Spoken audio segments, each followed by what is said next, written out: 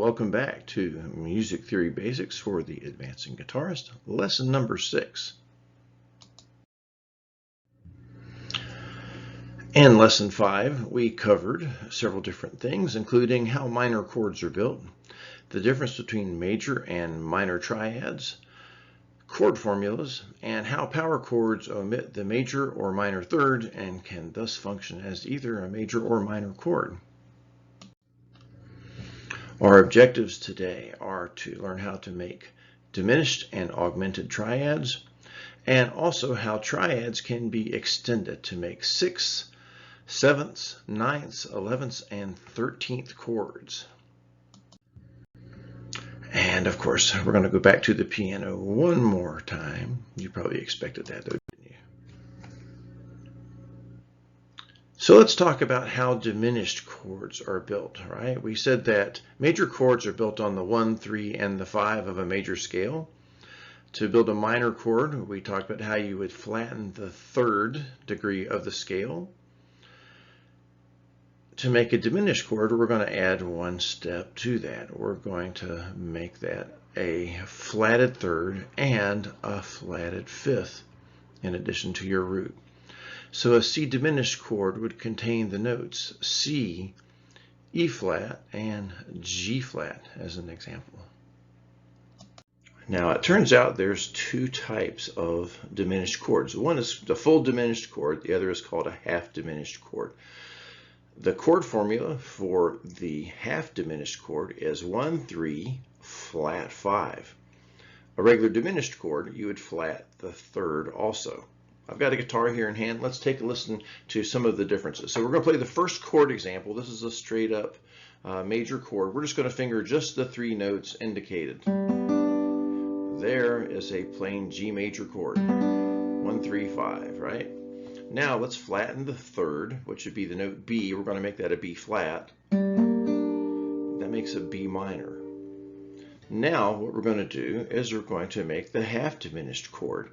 So in this case, we are just going to play the regular 1 and 3, but we're only going to flatten just the 5th. That's usually written in the key of G here, which is what we're playing in right now, would be a G major flat 5. That's a half diminished chord. Then a full up G diminished, we would also flatten the 3rd as well. So it's 1, flat 3, flat 5. Oops, let me get that on there. There we go. That's kind of a stretch for my small hands. So major, minor, half diminished, and full diminished.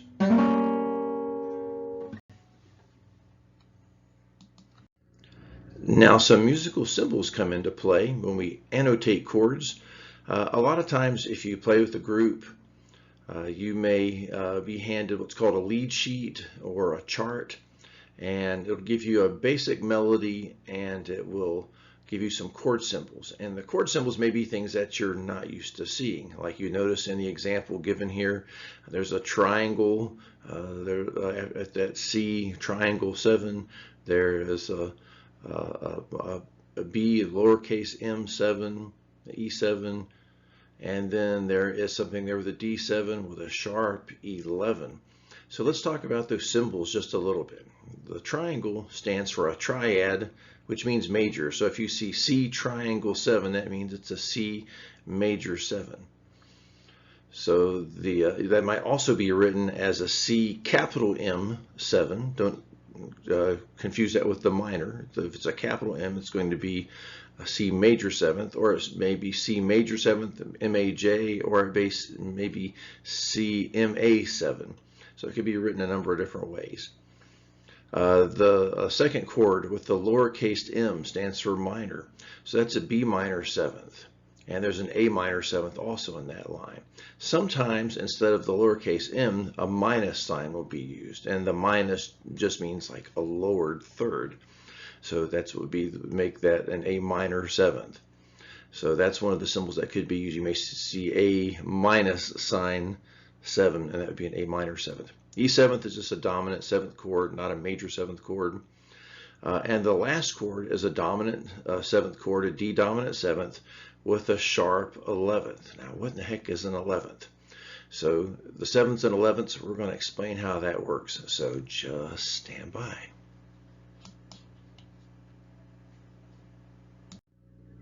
Now we can extend our chords past the triad in order to add additional flavors into it. And you've probably already seen some of these chords in your playing so far. You can add in 6th, 7th, 9th, 11th, 13th. So we'll talk a little bit about how they're formed. So the 1, 3, 5 is your triad. So if you look at our little piano diagram up there, the C, E, and the G, okay, the key of C, that's our C major triad. If we want to add the 6th to that, we would just simply add an A to it. So if I played a C major, a regular C major, now to make that a C6, I would just add a finger onto an A note. It adds a little bit different color to it. The 6ths are very warm sounding. You hear them a lot in jazz. If you wanted to add a 7th, well, we would just go C, E, G, play our triad, and then we're going to add the 7th note into it, which would be a B natural. So if I take a regular C chord and I take my index finger off, that opens up the B note. That's a real pretty sounding chord. So you can keep on going into the next octave. To extend past the octave, we would include the triad, the C, E, G, the 1, 3, 5. Let's include the 7 and the 9th, which would be a D in there. So my 7, 9 chord, my 7th and 9th added in there is going to sound kind of like this. Okay, so there's my C major 9th. Pretty sounding, huh? C major 11th, I'm going to add another string in there. So now I'm going to have the 1, 3, 5 and the 7, 9, 11. That's going to sound a little more dense. And a C major 13th, I run into a problem here because now I'm going to have 7 notes in the chord. Basically, every single note in the scale is going to be in there. The 1, 3, 5, 7, 9, 11, and 13, that makes 7 notes. That's every note in the scale. I've got basically 4 fretting fingers if I'm not using my thumb, which is not very conventional to do that. So then you have to start figuring out how to drop out certain notes. But I want you to see how that works. Basically, you go up to your next octave, you're going to skip the notes that you haven't used so far, because we've already used C, E, and G, right? We didn't use D or F yet. Then we have A and B, the 6th, the 7th. Okay, so we get up here, we've already used the C, we've already used the E, and we've already used the G. So no need to do and the B we've already used within that first octave. So that leaves us the D as the 9th, the F as the 11th, and the A as the 13th. So now's where things start to get complicated and interesting. You can take a basic major, minor, diminished, half diminished, or augmented triad and add the extended notes to it, going up into the next octave. You can raise or lower the notes in the extended notes, so your 7ths, 9ths, 11ths, and 13ths can also be raised or lowered depending on the tone color that you're going for. In the example we showed earlier, that was a D7 sharp 11 chord. Here's how we figure out what we need to play when we see a symbol like that. Okay, D major scale, D, E, F sharp, G, A, B, C sharp, D. Okay, the 1, 3, 5, that's our basic triad. That's D, F sharp, A. Now there's a dominant 7th chord in there. Otherwise it would say major 7th. So the dominant 7th means that we flatten the 7th. So that's going to be 1, 3, 5, flat 7. That would make D, F sharp, A, C. Now we have to add in that sharp 11. So if we go up the scale up to the next octave, we'd find out that the 11th would be a G. But it says that this is a sharp 11. So this means we're going to raise that 1/2 step. The final product, our chord formula, is going to be 1, 3, 5, flat 7, sharp 11. Or the notes would be D, F sharp, A, C, and G sharp. So our task now is to figure out how to play that D7 sharp 11. Now, if you've never played chords like this before, it could be quite the challenge to you. Some of the chord things that look like algebra or like a really secure password to get into your computer. So the notes we're dealing with here, as we said on the previous slide, were D, F sharp, A, C, and G sharp. So we want to find a setting, a position within those first 5 frets. That's kind of good home territory to work through for most songs. And we want to find a way of doing that. Now, we only have 4 fingers, but we've got 5 notes. So we might have to take some practical considerations and maybe drop a note out of the chord, but keep the notes in that really preserve the flavor of the chord. So in this case, I decided I would drop out the 5th note of the chord. The 5th was the note that was least reachable, and it contributed least to the tonality of the chord. If I had, in some cases, you can actually drop out the root note because the bass player is going to be usually playing the root. So in this case, I decided to keep the root and drop the 5th, the A. So that gives me 4 notes to work with, and my notes are going to go like this. Okay, first finger on the 3rd fret of the 2nd string, that's D. There's my root. Okay, F sharp, that's going to be on the 4th string, 4th fret.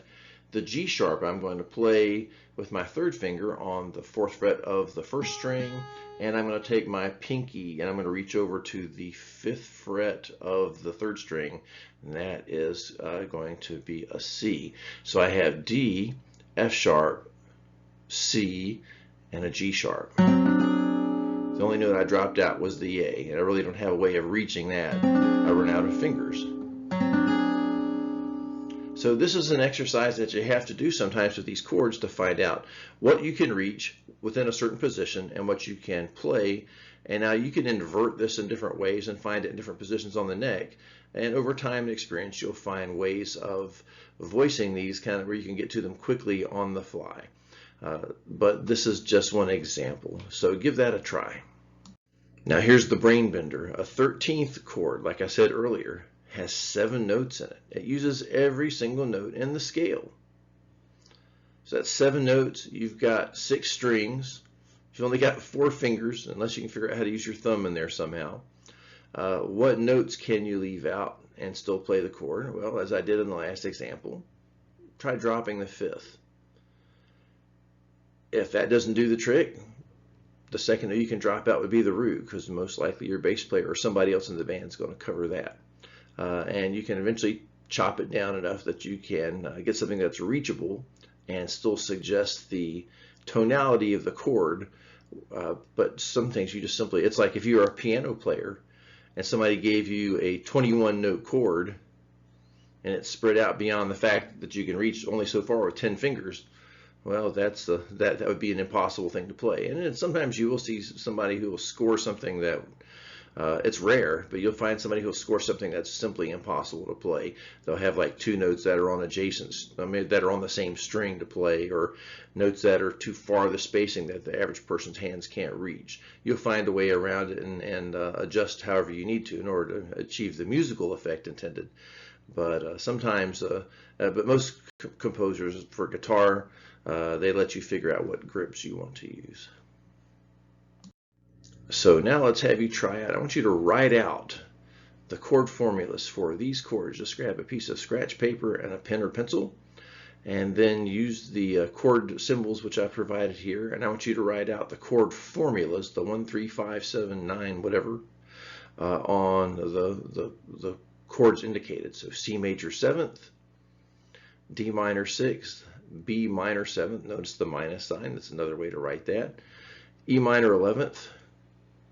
A major 9th, G minor 7th, flat 5, there's a half diminished within a minor chord, and E7 sharp 9. Write those out and then come back. So to wrap everything up for this lesson, I want you to write out chord formulas for diminished, half diminished, augmented, sixths, sevenths, major and minor, sixths, sevenths, ninths, 11ths, and 13th chords. Then you want to memorize the chord formulas for each extended chord type. So if I asked you what is the formula for a C minor ninth, you'd be able to tell me what that would be. Explore the songs that you know and look at the chords and examine the chord formulas in those songs and see how they relate to one another. See what happens if you substitute a major seventh for a major chord in a song. Maybe a minor seventh for a plain old vanilla minor chord.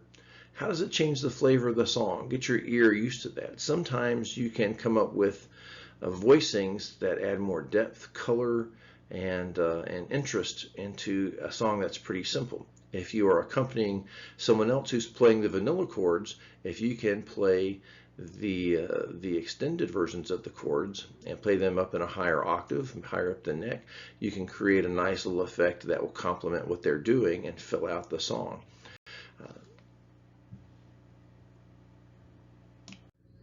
And as always, I appreciate you watching the video. Take your time as you work through these concepts. Do the brain work, explore and observe, try out different things, be creative about it. Go to lesson 7 when you've mastered the skills in this video, and don't take shortcuts. Plow through it, do the hard work now so you can reap the benefits later. Take care.